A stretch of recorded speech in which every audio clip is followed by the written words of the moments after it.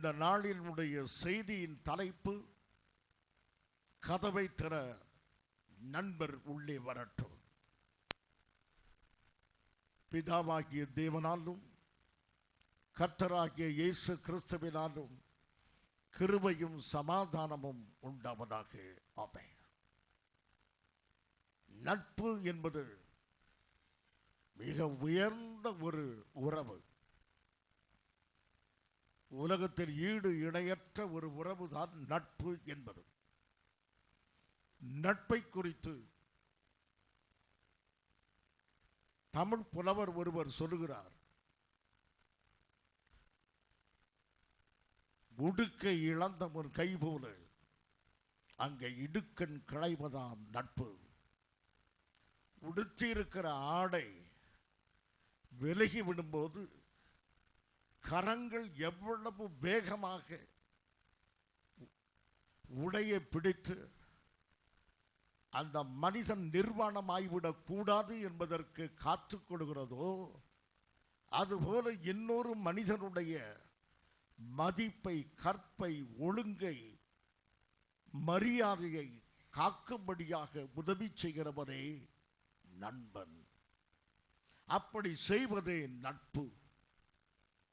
ஆகவே நட்பு என்பது மற்றவனுடைய மரியாதையை காக்கிறது, மற்றவனுடைய நல் மதிப்பை காத்துக்கொள்கிறது, மற்றவனுடைய வாழ்வுக்கு உதவி செய்கிறது தான் நட்பு. அந்த நட்பு விரைந்து வேலை செய்ய வேண்டும் என்பதற்காக அந்த தமிழ் புலவன் சொல்லுகிறான், உடுக்கை இழந்தவன் கை போல, வஸ்திரம் விலகி போனவனுடைய கைகளை போல வேகமாக கிரிய செய்கிறது என்று. வஸ்திரம் விலகி போன ஒரு மனிதனையும் அவனுக்கு ஒரு நண்பர் உதவி செய்ததையும் முதலாவது உங்களுக்கு சொல்லிவிட்டு செய்திக்குள்ளே கடந்து போக விரும்புகிறேன். அழகான தோட்டம். அந்த அழகான தோட்டத்தில் ஒரு நல்ல மனிதன், அவனுக்கு ஒளிமயமான ஒரு வஸ்திரம். அந்த உடைக்கு என்ன பெயர்? மகிமையின் வஸ்திரம். அவனுக்கு நல்ல ஒரு வஸ்திரம் அணிந்திருந்தான். கடவுள் அவனுக்கு இதை செய்யாதே என்று ஒரு கட்டளையை கொடுத்தார். அவனோ அங்கும் எங்கும் அந்த தோட்டத்தில் அலைந்து தெரியும் பொழுது கடவுளுடைய கட்டளையை மறந்து ஏதோ ஒன்றுக்கு கீழ்ப்படிந்து அவன் தேவனுக்கு விரோதமாய் போன உடனேயே அவன் வஸ்திரம் அவனை விட்டு விலகி போயிற்று. தான் நிர்வாணியாகிறோம் என்பதை அறிந்து பயந்து ஒரு மரத்தின் பின்னே ஒளிந்து கொண்டான். அதை பார்த்த கடவுள் விரைந்து வந்து அவனுக்காக, அவன் பாவத்தை மூடுவதற்காக ஒரு மிருகத்தை கொன்று அந்த இரத்தத்தினாலே அவன் பாவத்தை மூடி அந்த மிருகத்தினுடைய தோலை கொண்டு அவனுக்கு ஒரு வஸ்திரத்தை தரிப்பித்து இடுக்கண் களைந்தான். இறைவன் அவனுக்கு ஒரு வஸ்திரத்தை தரிப்பித்து அவனுடைய நிர்வாணத்தை மூடியதுதான் கிறிஸ்தவ வரலாற்றின் துவக்க அத்தியாயம். எங்குதான் தேவனுடைய மகத்தான நட்பை பார்க்கிறோம். அந்த நட்பின் தொடக்கம் ஆதியாகமத்தில் தொடங்கிற்று. அந்த நட்பு முடிந்த இடம் சிலுவை மரத்திலே ஆண்டவராகிய இயேசு கிறிஸ்து தன் ஜீவனை கொடுத்து இரத்தத்தை சிந்தினுடைய பாவங்களை மன்னித்து இரட்சிப்பாகிய வஸ்திரத்தை நமக்கு உடுத்தி பாவமாகிய நிர்வாணத்தை கர்த்தர் மூடினார். ஆகவே இடுக்கண் களைந்த ஒரு நட்பு. நம்முடைய வஸ்திரங்கள் உடுக்கை இழந்து நின்ற ஆதாம், உடுக்கை இழந்து நிற்கிற மனித வர்க்கம் எல்லாவற்றுக்கும் விரைந்து வந்து உடுத்துவித்த நட்பாகிய இயேசு கிறிஸ்துவனுடைய நட்பை குறித்து உங்கள் மத்தியில் பேச விரும்புகிறோம். லூக்கா சுவிசேஷம் 11ஆம் அதிகாரம் 6ஆம் வசனம். என் சிநேகிதன் ஒருவன் வழி பிரயாணமாய் என்னிடத்தில் வந்திருக்கிறான். ஒரு சிநேகிதன் வழி பிரயாணமாய் என்னிடத்தில் வந்திருக்கிறான். வழி பிரயாணத்தில் ஒருவர் வந்து கொண்டிருக்கிறார். அவன் இவனுக்கு நண்பன். ஒருவனுக்கு 2 பேரும் நண்பர்கள். ஒரு நண்பன் சொல்லுகிறான், என் நண்பன் வழி பிரயாணத்தில் இருக்கிறான். உன்னுடைய நண்பன் யார்? என்ன பிரயாணத்தில் இருக்கிறான்? வாழ்க்கை பிரயாணத்தில் இருக்கிறான். அவன் பெயர் என்ன? அவன் பெயர் மதவாதி. ஏதேனும் மதத்தில் இருக்கிறானா? 2 மதங்கள் இருக்கின்றனவே, அதில் ஒரு மதத்தில் இருக்கிறான். என்ன 2 மதம்? அல் மதம், இல் மதம். அல் மதம் என்றால் என்ன? அல் மதம் என்றால் கடவுள் இல்லை என்று அர்த்தம். கடவுள் இல்லை என்று சொல்வதும் ஒரு மதமா? ஆமாம், இலக்கணத்தின்படி அதுவும் ஒரு மதம்தான். கடவுள் உண்டு என்று சொல்வது மதமா? அதையும் மதம் என்று தானே சொல்லுகிறார்கள். உன் நண்பனை மதவாதி என்று சொல்லுகிறாயே, ஏன் அப்படி சொல்லுகிறாய்? முதலாவது மதம் என்ன என்று அறிந்து கொள்ள வேண்டும். எதையாவது ஒன்றை, பொருளையோ ஆளையோ தத்துவத்தையோ நாம் கடவுளாக மதித்து வணங்கினால் அதற்கு பெயர் மதம். ஏதாவது ஒன்றை, பணத்தை எடுத்து இது கடவுள், தொழிலை எடுத்து செய்யும் தொழில் கடவுள், அல்லது ஒரு கற்பனை பாத்திரம் இது கடவுள் என்று வணங்கினால் நாம் அதை கடவுளாக மதிக்கிறோம். அப்படி மதித்து வணங்குவதற்கு பெயர் மதம். ஆகவே இவன் எதையாவது வணங்கி கொண்டு வருகிற ஒரு மனிதன். எதையும், ஒரு பறவை வணங்கலாம், அல்லது ஒரு தத்துவத்தை வணங்கலாம், உண்மையை வணங்கலாம், அன்பை வணங்கலாம், அல்லது தாயை வணங்கலாம், தகப்பனை வணங்கலாம், அது மேற்பட்ட யாரேனும் ஒரு குருவை வைத்து வணங்கலாம். இப்படிப்பட்ட மனிதனாக வருகிறான். இவன் அல் மதத்தை சேர்ந்தவனாக இருக்கலாமே. அப்படியும் இருந்தான். இவன் எப்படி இருந்தான்? கடவுள் இல்லை என்று சொல்லிக் கொண்டு கொஞ்ச நாள் இருந்தான். ஏன் அந்த கடவுள் இல்லை என்கிறதை விட்டுவிட்டான்? கடவுள் இல்லை என்று சொல்கிற இவன் 3 அப்பங்களை சாப்பிட்டான். என்ன அப்பங்கள்? பகுத்தறிவு, தன்னை சுற்றிலுமாய் இருக்கிற இயற்கையை பற்றிய அறிவு, தன்னுடைய சொந்த அறிவு, இந்த 3ஐயும் அவன் நம்பியிருந்தான். இந்த 3ம் அவன் பசியை ஆற்றவில்லை. அவன் ஆற்றுவா கடவுளை நோக்கி கலங்கி நின்றது. எப்படி சொல்லுகிறாய்? உலகத்திலேயே கடவுள் இல்லை என்று மிகப்பெரிய பகுத்தறிவாளனாக இருந்தவன் ராபர்ட் ஜே இங்கர்சால் என்ற அமெரிக்க நாட்டு தத்துவ மேதை. அந்த தத்துவ மேதை மரிக்கும் போது அவன் சொல்லுகிறான். அவன் மரிக்கும் போதல்ல, அவன் சகோதரன் மரிக்கும் போது அவன் சொல்லுகிறான், என் சகோதரன் மரித்து போகிறான். அந்த துக்கத்திலிருந்து விடுதலை செய்ய என் பகுத்தறிவுக்கு சக்தி இல்லை. அவருடைய வேதனையிலிருந்து என்னை நீக்குவதற்கு என் இயற்கை சூழ்நிலைகள் எனக்கு உதவி செய்யவில்லை. என் சொந்த அனுபவம் எனக்கு எந்த உதவியும் செய்ய முடியாதபடி தூரத்தில் இருக்கிறது. இதுதான் நாஸ்திகவாதியினுடைய சத்தம். இதுதான் நாஸ்திகவாதிகளுடைய அவலங்கள்.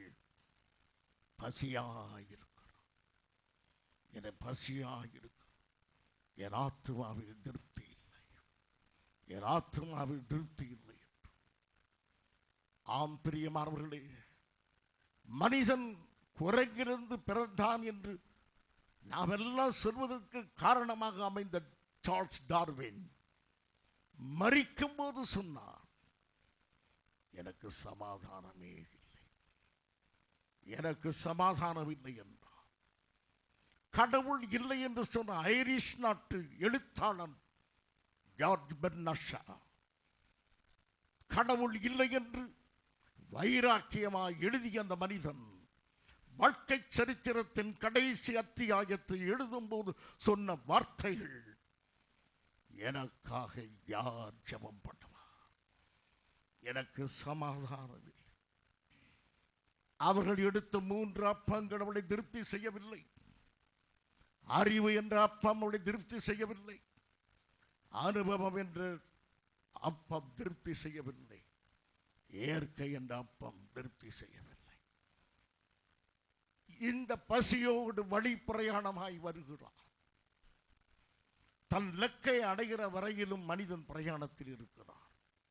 பிரியமானவர்களே, எப்பொழுது என் ஆத்துமா தேவனை காண்கிறதோ அப்போது என் இலக்கை நான் அடைந்து விட்டேன் அர்த்தம். எப்போது தேவ சமூகத்தை நம்முடைய ஆத்துமா கண்டடைகிறதோ, கடவுள் தருகிற சமாதானத்தை நம்முடைய இருதயம் எப்போது பெற்றுக்கொள்கிறதோ அப்போது இருதயம் சமாதானத்தை அடைகிறது. தந்தை பெரியார் அவர்கள் கடவுள் இல்லை என்று சொல்லுகிறார் என்று சொல்லுகிறோம். ஆனால் அவர் எழுதிய பெரியார் களஞ்சியத்தில் அவர் சொல்லுகிறார், கடவுள் இல்லை என்று சொல்லுகிறேன், ஆனால் கடவுள் வேண்டும் என்று சொல்லுகிறார். ஒரு இடத்தில் எழுதுகிறார், இப்படி ஒரு கடவுள் இருந்தால் நலமாய் இருக்கும் என்று. இல்லை இல்லை என்று சொன்ன அந்த இதயம் இல்லை என்று சொல்கிற அனுபவத்தில் திருப்தி அடையாமல் கடவுள் என்று ஒன்று இருந்தால் நலமாய் இருக்கும் என்று தான் சொல்கிறது. அப்படியான பசியாயிருந்தார் பெரியார். உண்மை தெய்வத்துக்கு பசியாயிருந்தார். அவர் கற்பித்த பகுத்தறிவு கொள்கைகளுடைய பசியை ஆற்றவில்லை. அவர் எழுதிய பகுத்தறிவு கருத்துக்களுடைய பசியை ஆற்றவில்லை. அவருடைய ஆத்மாவோடு கடவுளை தேடியது. அவருடைய பெரியார் களஞ்சியத்தில் அவர் எழுத கடவுளை தேடிக்கொண்டே இருக்கிறார். வழி பிரயாணத்தில் கடவுளை காணாமலேயே தந்தை அவர்கள் மரித்து போனார். பகுத்தறிவாதி மதிக்க தகுந்த ஒரு தலைவர். ஆனால் வழி பிரயாணத்தில் காண வேண்டியதை காண முடியாதபடி மரித்தார். இந்த சிநேகிதனோ வழி பிரயாணமாய் வந்து கொண்டிருக்கிறார். இருண்ட நேரம், ராத்திரி வேளையில் வருகிறார். ஆம், வழி தெரியாத ஒரு மனிதன் தட்டு தடுமாறி நடக்கிறார். பரிசுத்தமாய் வாழ மனிதனுக்கு முடியவில்லை. உண்மை பேசி வாழ முடியவில்லை. அன்பு காட்டி வாழ முடியவில்லை. தடுமாறி நிற்கிற இருண்ட காலம். அந்த இருண்ட காலத்தை கடந்து வருகிற ஒரு வழி பிரயாணியாய் மனவாதி இருக்கிறார். எத்தனை கோயில்கள், எத்தனை அருவிகள், தடாகங்கள், குளிக்காத இடம் உண்டா? அவன் எடுக்காத பிரயாசங்கள் உண்டா? அர்ச்சிக்காத இடங்கள் உண்டா? செய்யாத தவம் உண்டா? எடுக்காத பிரார்த்தனைகள் உண்டா? அத்தனைக்கு பிறகு அவன் சொல்லுகிறான், நான் பசியாயிருக்கிறேன். என் ஆத்துமா பசியாயிருக்கிறார். இன்னும் கடவுளை நான் காணவில்லை. கடவுளுடைய சித்தம் என் வாழ்க்கையில் நிறைவேறவில்லை என்றுதான் இருக்கிறான் அருமையான. ஆகவே இப்படிப்பட்ட ஒரு மனிதன் தான் வருகிறான். அவன் கடந்து வரும்போது அவனை சந்திப்போம். ஒன்றிலக்கு என்ன? நான் கடவுளை காண வேண்டும். கடவுளை காணுவதற்காக நீ எங்கே போய் கொண்டிருக்கிறாய்? எங்கே என்று தெரியவில்லை, போய்கொண்டே இருக்கிறேன். எப்படி இருக்கிறாய்? பசியாக இருக்கிறேன். ஏன் எதுவுமே சாப்பிடவில்லையா? சாப்பிட்டேன். 3 அப்பங்களை சாப்பிட்டேன். எந்த அப்பங்கள்? பக்தி, ஞானம், கர்மம். இந்த 3ஐயும் சாப்பிட்டேன். பக்தி மார்க்கத்தில் போனேன், ஞான மார்க்கத்தில் போனேன், கர்ம மார்க்கத்திலே போனேன். எனக்கு சமாதானம் இல்லை. பிரியமானவர்களை இப்போது கவனியுங்கள். பக்தி என்றால் என்ன? எதையாவது ஒன்றை கடவுள் என்று வைத்து மனம் உருகி உருகி அதை பாடி பாடி மகிழ்ந்து அதிலேயே லயித்து போவது பக்தி. இவன் இப்படி தெய்வத்தை நினைத்து பாடி பாடி மகிழ்ந்திருந்தான். அந்த பக்தி மார்க்கம் அவனுக்கு சமாதானத்தை தரவில்லை. அந்த பக்தி அவனுக்கு எந்தவித சமாதானம். அவனை பார்த்து ஒரு கேள்வி, உன் பக்தியினால் நீ கடவுளை சந்தித்தாயா? இல்லை. என்னதான் கிடைத்தது? என் மனதுக்குள்ளே ஒரு கிளர்ச்சி உண்டாயிற்று. அதனுடைய முடிவு என்ன? சமாதானம் வந்ததா? இல்லை.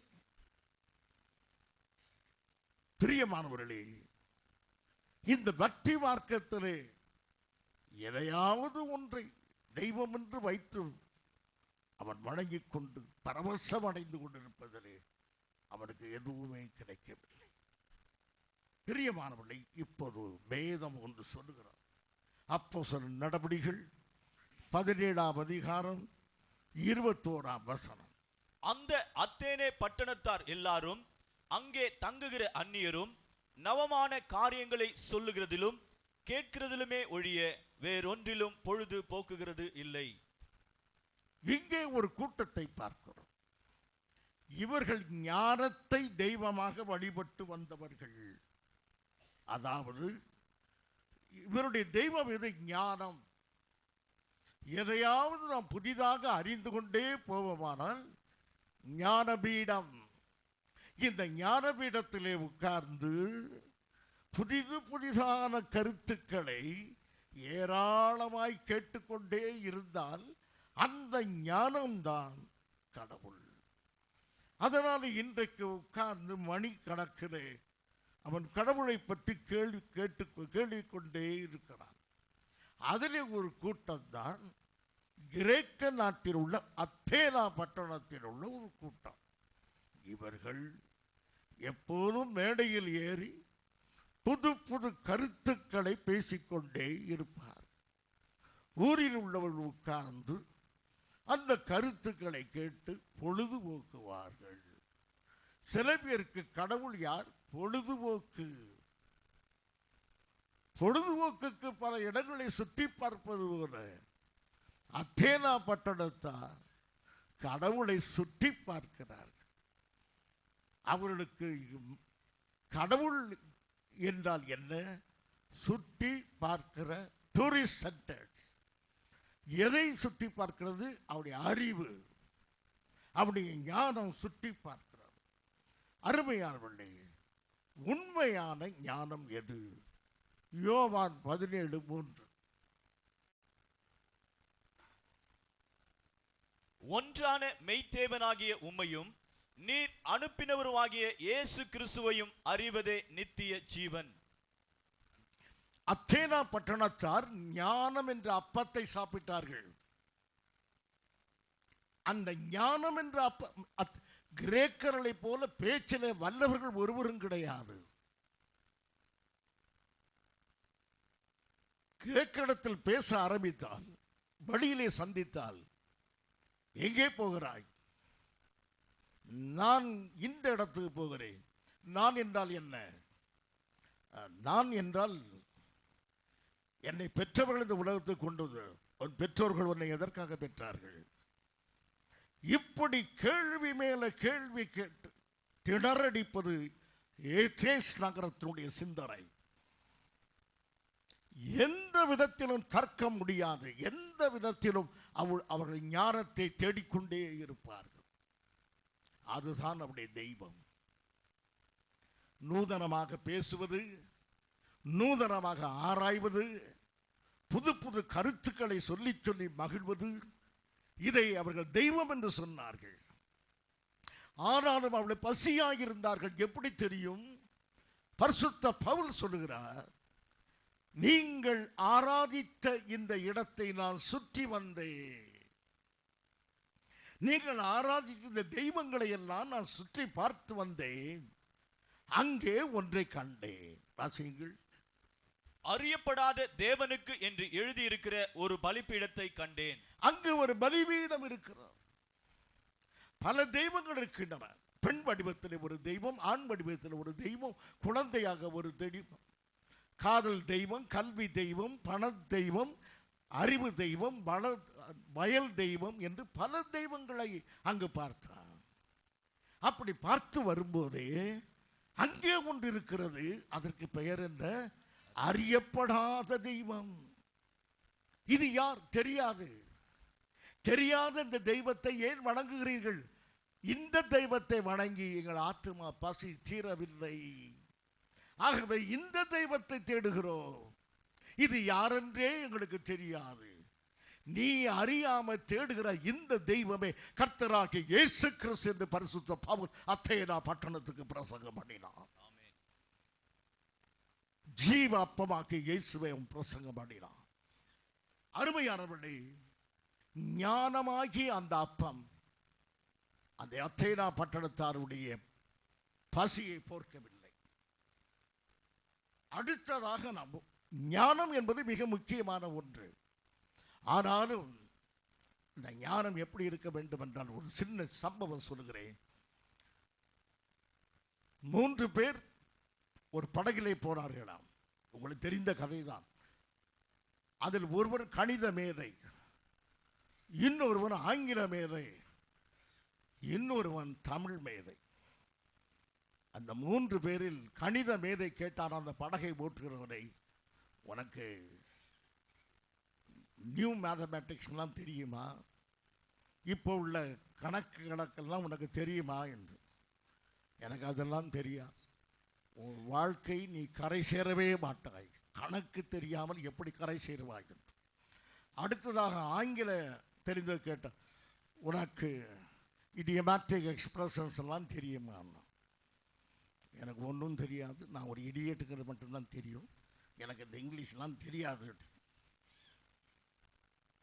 இங்கிலீஷே உனக்கு சரியா தெரியாதா? தெரியாது, நீ கரை சேரவே மாட்டாய். இங்கிலீஷ் தெரியாதவன் எப்படி நீ கரை சேர போற? நம்ம காலத்து ஆளு ரொம்ப வைராக்கியமாக இங்கிலீஷையே விரும்புகிற ஆட்கள் நிறைய பேர். 3வது ஆளை பார்த்து கேட்டோம். 3வது ஆள் ஒரு கேள்வி, என்னப்பா தமிழ் இலக்கணமெல்லாம் தெரியுமா? வினைத்தொகை, குறுந்தொகை, ஒரு தொகையும் தெரியாது.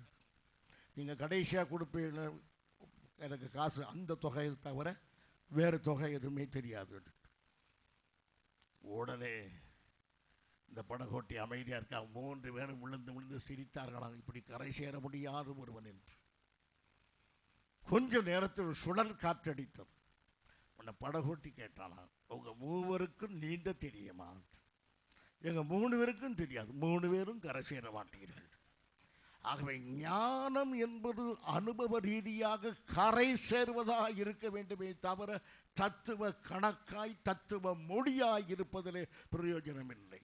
அப்படி அனுபவமான ஒரு ஒன்றே இந்த அறிவு. எந்த அறிவு? 17:3 வாசியுங்கள். ஒன்றான மெய்த்தேவனாகிய உம்மையும் நீர் அனுப்பினவராகிய இயேசு கிறிஸ்துவையும் அறிவதே நித்திய ஜீவன். அருமையானவர்களே, இயேசு கிறிஸ்துவை நம்புவது என்றால் என்ன அர்த்தம்? அவர் பெத்லகேமிலே பிறந்தார் என்பதை நம்புவதனாலே நமக்கு எந்த லாபமும் இல்லை. இயேசு கிறிஸ்து கலிலேயாவிலே தெரிந்தார், அதனாலே நமக்கு என்ன லாபம்? அன்றைக்கு இருப்பவர்களுக்கு லாபம். இயேசு கிறிஸ்துவை எதை நம்புவது? இயேசு கிறிஸ்து நமக்காக ஒரு வேலையை செய்து முடித்திருக்கிறார். அவர் முடித்த வேலையை நம்ப வேண்டும். எந்த வேலையை முடித்தார்? நாம் கரை சேரக்கூடிய வழியை அவர் உண்டு பண்ணி கொடுத்தார். பாவத்தில் இருக்கிற மனிதன் பரிசுத்த தெய்வத்தை அடைய பக்தி மார்க்கமோ ஞான மார்க்கமோ கர்ம மார்க்கமோ எதுவுமே உதவி செய்யாது. எவ்வளவு பக்தியாக இருந்தாலும் மனிதன் பாவத்திலே தான் இன்னும் இருக்கிறான். ஆகவே ஏன் அப்படி சொல்லுகிறேன்? ஒரு உதாரணம். இமயமலை சாரலிலே சாது சுந்தர் சிங் கடந்து போய் கொண்டிருக்கிறார். அங்கே ஒரு மனிதன் அமர்ந்து கையை உயர்த்தி உட்கார்ந்து இருக்கிறான். சாது கேட்கிறார், ஏன் கையை உயர்த்தி இருக்கிறாய் என்று. இந்த கையானது பாவம் செய்தது, எத்தனையோ பேரை அடித்தது. ஆகவே இந்த கையை தண்டிக்க வேண்டும் என்பதற்கு அந்த மலையில் இந்த பனி சாரலிலே உட்கார்ந்து கரத்தை உயர்த்தி இருக்கிறேன் என்று. சாது சுந்தர் சிங் சொல், பைத்தியக்காரரே, இப்படி இருப்பதனால இந்த பக்தியினாலே நீ செய்த பாவம் போய்விடுமா என்று சொல்லும்போது அவர் அடிப்பதற்கு கையை உயர்த்தினார், முடியவில்லை, கை மரத்து போயிற்று. அப்போது சாது கேட்ட, இன்னும் பாவத்தில் தானே இருக்கிறாய், உன் கரம் மரத்து போகும் அளவுக்கு பக்தி உனக்கு இருக்கிறது, ஆனால் பாவமோ உன்னை விட்டு அகலவில்லை. ஆகவே பாவம், பக்தி பாவத்தை போக்காது, ஞானம் பாவத்தை போக்காது. அதுபோல எவ்வளவு தர்மங்கள் செய்தாலும் அது பாவத்தை போக்காது. இத்தனையும் போவதற்கு ஒரே வழியாக ஆண்டவராகிய இயேசு கிறிஸ்துவே ஒரு வழியாக மாறினார். எப்படி? அவன் முன் வைக்கிறதற்கு என்னிடத்தில் ஒன்றுமில்லை. இப்போது இந்த மதவாதி பக்தி, கர்மம், ஞானம், எல்லாவற்றையும் சந்தித்து இப்போது பசியினாலே எங்கே வந்து விட்டான்? ஒரு வீட்டுக்கு வந்திருக்கிறான். யாருடைய வீடு? நண்பனுடைய வீடு. அந்த நண்பன் யார் தெரியுமா? கிறிஸ்தவ மார்க்கத்தான், கிறிஸ்தவ மதத்தை சார்ந்தவன். வீட்டு வாசலிலே சிலுவை அடையாளம். வாசலிலே உன் சுகவாழ்வு சீக்கிரம் துளிர்க்கிறது வசனம். மெல்ல உள்ளே போகிறான். கிறிஸ்தவ சகோதரத்தில் சொல்லுகிறான், என் சிநேகிதனே, என் சிநேகிதனே, நீ இயேசுவை அறிந்தவன். நீ பசி தாகத்தை தீர்த்து உனக்கு தீர்க்கப்பட்டிருக்கிறது. பக்திமான், நீ என் பசியை போர்க்க முடியும். நான் தாகமாயிருக்கிறேன், நான் பசியாயிருக்கிறேன், எனக்கு ஆகாரம் கொடு என்று கேட்கிறான். அந்த கிறிஸ்தவ சகோதரன் சொல்ற பதில் என்ன? வாசியுங்கள். அவன் முன் வைக்கிறதற்கு என்னிடத்தில் ஒன்றும் இல்லை. இதுதான், உனக்கு கொடுப்பதற்கு என்னிடத்தில் ஒன்றும் இல்லை. அந்த பிரயாணிக்கும் இவனுக்கும் என்ன வித்தியாசம்? அவனும் பசியாலே வாடி தவித்து வருகிறான். இவன் சொல்கிறான், எனக்கு ஒன்றுமில்லை. இந்து சமுதாயம் கிறிஸ்தவ உலகத்தில் நல்ல சாட்சியை தேடுகிறது. கிறிஸ்தவனுடைய வாழ்க்கையை கிறிஸ்தவனிடத்தில் இந்தியா தேசம் தேடுகிறது. பக்கத்து வீட்டு இந்து நம் வாழ்க்கையை எட்டி பார்த்து, இங்கு பரிசுத்தம் உண்டா, அன்பு இருக்கிறதா, அரவணைப்பு இருக்கிறதா, உண்மை இருக்கிறதா என்று எட்டி பார்க்கும்போது இவனே சொல்கிறான், நீ விரும்புகிற ஒன்றும் என்னிடத்தில் இல்லை. சிலுவை அடையாளம் உண்டு, சிலுவையின் மேன்மை கிடையாது. இயேசு கிறிஸ்துடைய பொம்மை இருக்கிறது, இயேசு கிறிஸ்துடைய உண்மை இல்லை. எங்கள் வீட்டிலே நாங்கள் பொம்மையை வைத்திருக்கிற கிறிஸ்தவர்கள், உண்மையை தள்ளுகிற கிறிஸ்தவர்கள். வருத்தமாக இருக்கிறதா என் சகோதரனே? வருத்தமாக இருக்கிறதா? நான் சொல்வதற்கு வருத்தமா? நீங்கள் அப்படி இருப்பதற்கு வருத்தமா? யோசியுங்கள்.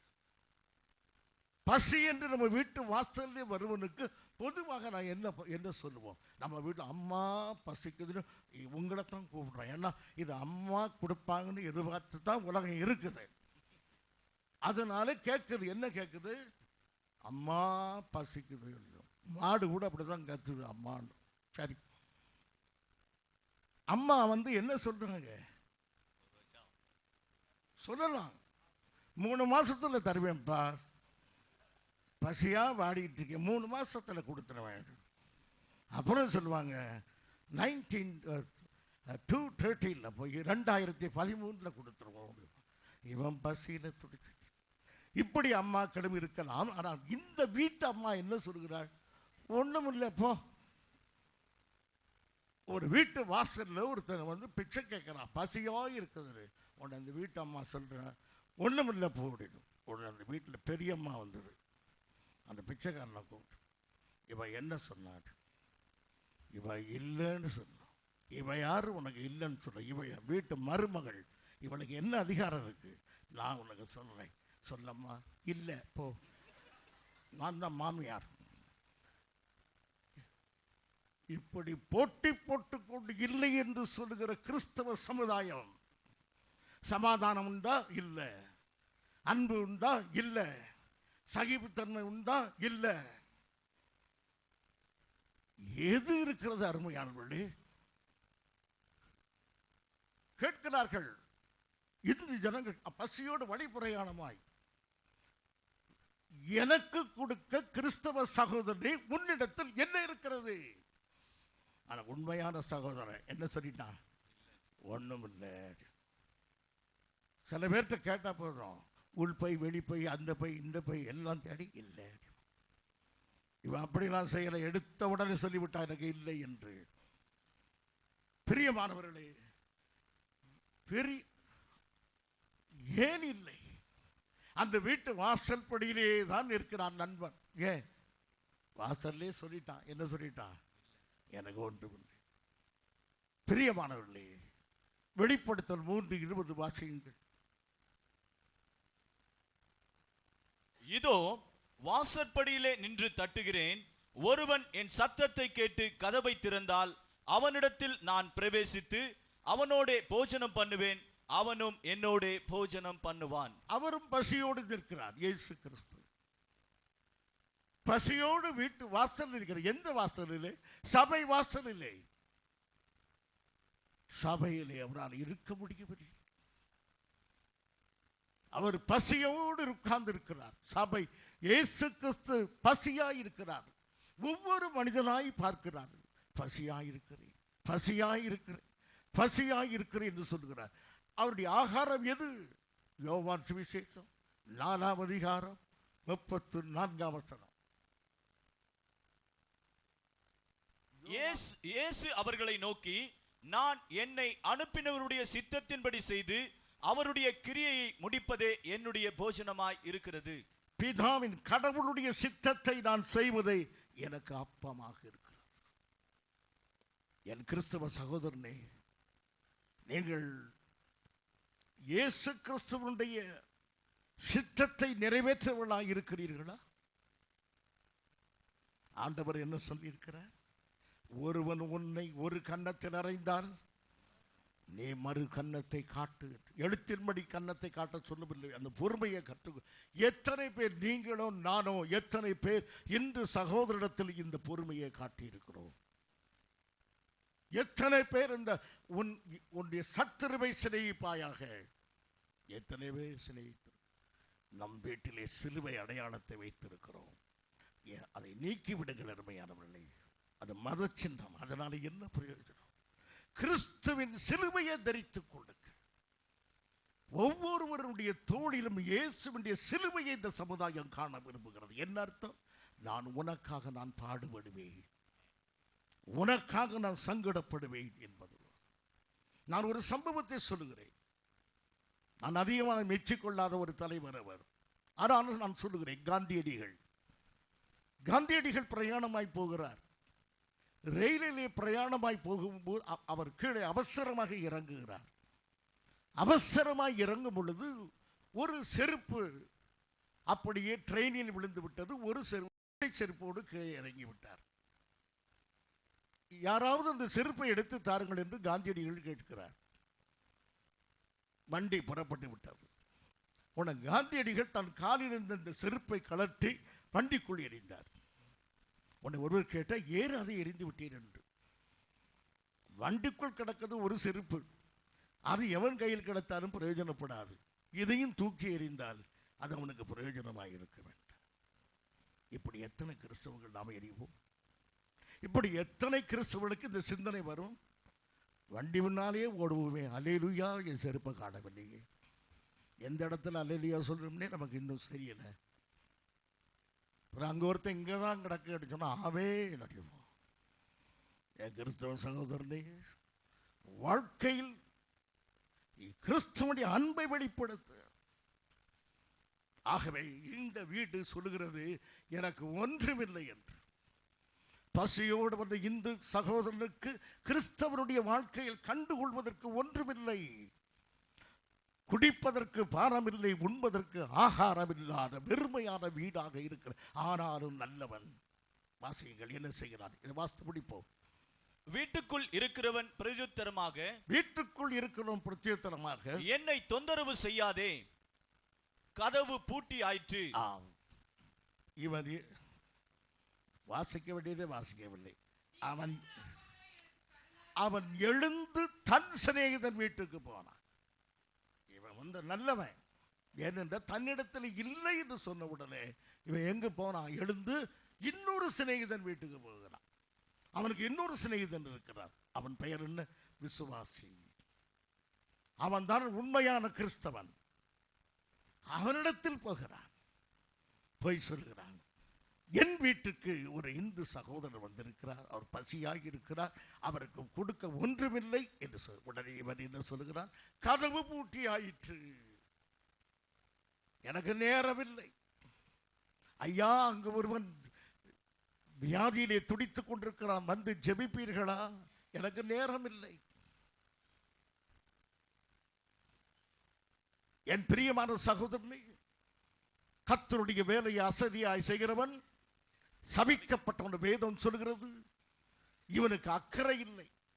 வந்து நிற்கிற சிநேகிதனை பற்றியும் அக்கறை இல்லை. அங்கு பசியோடு நிற்கிற மற்றொரு சிநேகிதனை குறித்தும் அக்கறை இல்லை. கதவை திறக்கவே அவன் அவன் தயங்குகிறான்.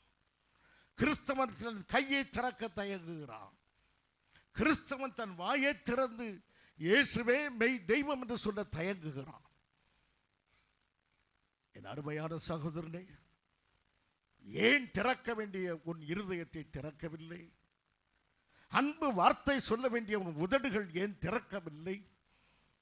உன் வீட்டு கதவு ஏன் திறக்கவில்லை? இவன் அசதியானவன். ஆனாலும் நண்பன் நிமித்தமாக திரும்ப திரும்ப தட்டுகிறான். அப்போதுதான் சொல்லுகிறான், அவன் எழுந்திருந்து அன்பு நிமித்தமாக கூடாவிட்டாலும் எது நிமித்தமாக கொடுப்பான்? தொந்தரவு பொறுக்க முடியாமல். என்ன கேட்டான் இவன்? 3 அப்பங்கள். அது என்ன? விசுவாசம், அன்பு, நம்பிக்கை. இந்த 3 தான் இன்றைக்கு இந்தியாவுக்கு தேவை.